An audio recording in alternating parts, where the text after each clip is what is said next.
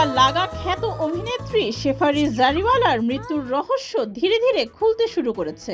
প্রাথমিক তদন্তের ভিত্তিতে এবার চমকপ্রদ তথ্য সামনে আনলো পুলিশ।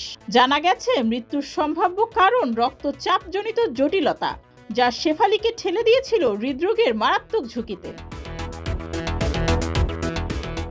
জানা গেছে মৃত্যুর দিন উপোস ছিলেন শেফালী, কারণ সেদিন তার বাড়িতে চলছিল সত্যনারায়ণ পূজা। উপোসের মাঝে বিকেলে হালকা খাবার খেয়েছিলেন, এমনই দাবি করেছেন তার বাড়ির রাঁধুনি।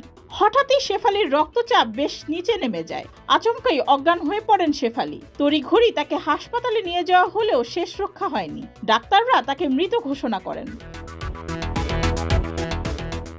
এই আকস্মিক মৃত্যুর তদন্তে নামে ফরেনসিক দল। শেফালীর স্বামী, বাবা মা, আত্মীয় সহ মোট 10 জনের জবানবন্দি নেওয়া হয়, আর তাতেই উঠে এসেছে এই চাঞ্চল্যকর তথ্য। তদন্তে উঠে আসে বয়স ধরে রাখতে দীর্ঘদিন ধরে হরমোনাল ইনজেকশন ও নানা ওষুধ খাচ্ছিলেন শেফালী। এই চিকিৎসার পার্শ্ব প্রতিক্রিয়াই শেফালীর জীবনে মারাত্মক প্রভাব ফেলেছিল।